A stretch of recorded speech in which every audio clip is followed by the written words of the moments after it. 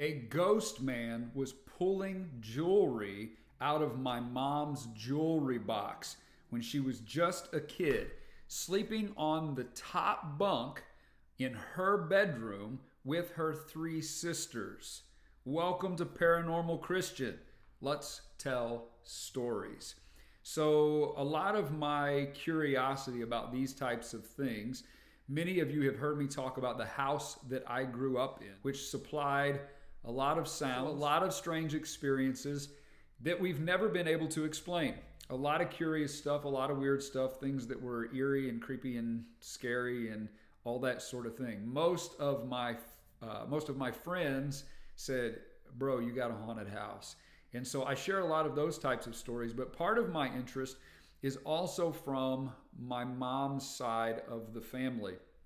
They have some fantastic stories, some that leave me scratching my head, some that say, "Yeah, I think you're just telling stories," and some that they're being quite serious. Now, did they interpret it for what it actually was?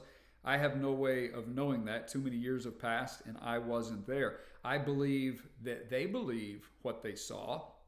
And some of their stories, when you hear the context, you begin to wonder and think, what in the world happened in this situation? What did they see?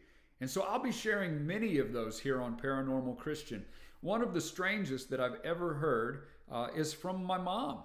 And my mom has quite a few incredible stories, some really fantastic stories. And my mom, my whole life, I've only known to be a very, very honest person. And so when my mom shares something like this with me, I give it careful consideration. Now, I give it the same scrutiny that I give any story that I hear from anybody. If I'm anything, it's an honest skeptic. I'm skeptical about most of the supernatural things that I hear, but I'm also honest. And so I'm willing to listen, I'm willing to hear, I'm willing to think and consider to try to weed out natural causes. And then you shake one down to say, yeah, I don't know what caused this. So when my mom tells me something, I'm listening and I'm considering. When my mom was about 9 years old, and she might correct me on that later and say, I wasn't 9 years old, I was 6. Or she might say, no, I was 13. But in my mind, I think this one, she was about 9 years old. My mom had three sisters and one brother. There was another brother that died at birth, but she grew up with these siblings in the house. And they were very, very poor. They didn't have a lot of money, and that was evident around the holidays. During Christmas, the girls, when they were children, the girls would usually get a doll and a piece of fruit. And then my uncle, he would get like a little truck, a toy truck or something, and a piece of fruit. And that was basically, their Christmas. They didn't drink soda all the time. Of course, this isn't Alani, but they didn't drink soda all the time. You got soda on, the 4th of July, special events. And so they lived very, very simply. They didn't have a lot of money. There was a time in their life where their only restroom was an outhouse. And so to use the facilities, so to speak, they had to leave the house and go out to the outhouse and tear pages out of the Sears and Roebuck catalog. Does anybody know what I'm talking about? And so that is how they lived. There was one bedroom for all of the girls. All 4 girls stayed in one bedroom. There were 2 sets of bunk beds. My mom slept on the top bunk of one of those sets of bunk beds. One night, something very interesting happened.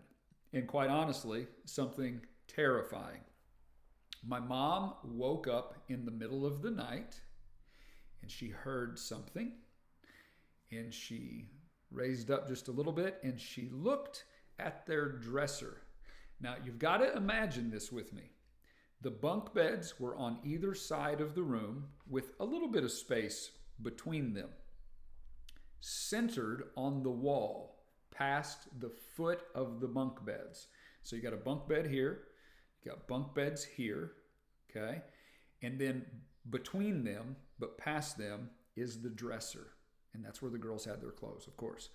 On top of the dresser was a jewelry box, and a jewelry box that had drawers that could be pulled out. And the drawers had necklaces and bracelets and all of these kinds of things that these girls, children, preteen, and teen, would have had in their jewelry box. So my mom wakes up in the middle of the night and looks up, and there is a man standing at the dresser. This man looked very white, completely white, and if I remember correctly, somewhat transparent. You could see through the man. And he's standing there. His back is to my mom. His back is to the bunk beds. His face is toward the wall, toward the dresser, toward the jewelry box. He has the jewelry box open, and he would reach into the jewelry box and he would grab a handful of necklaces and bracelets, and then he would let them fall, some of them almost seemingly falling through the hand. And he continued to do this time and time again, as if there was something specific that he was looking for.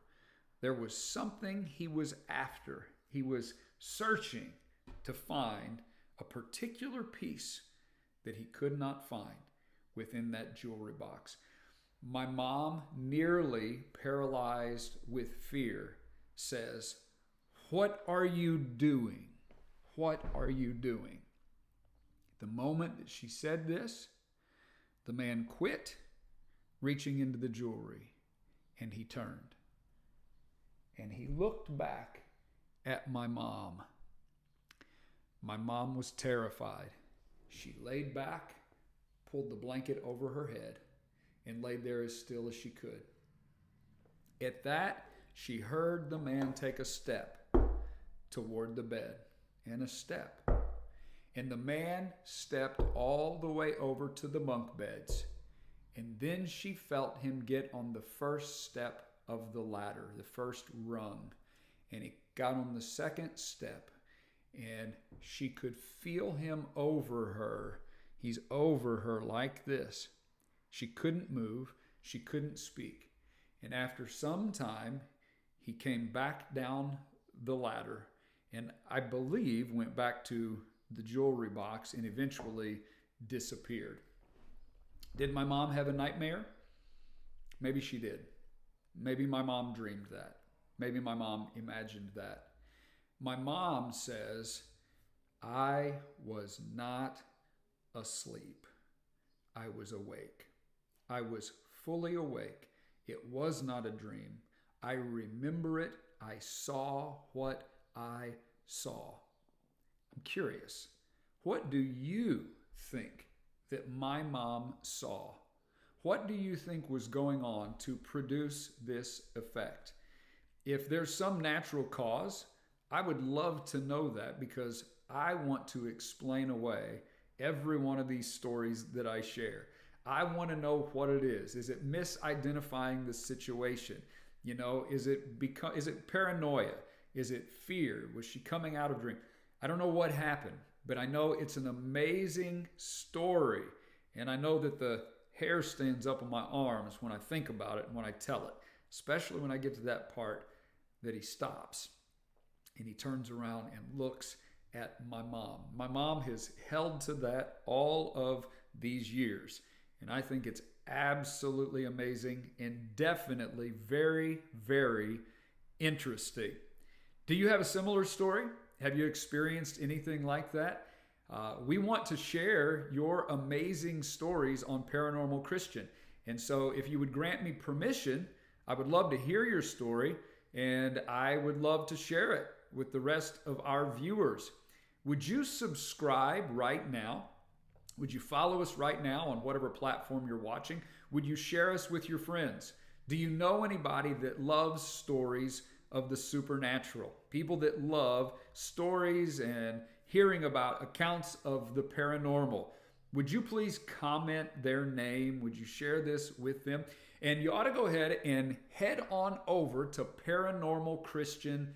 There's a contact form there if you'd like to share your stories right there with us. You can email them through the contact form, and you can also visit our merch store and grab all kinds of fun paranormal Christian merch there to support what we are doing.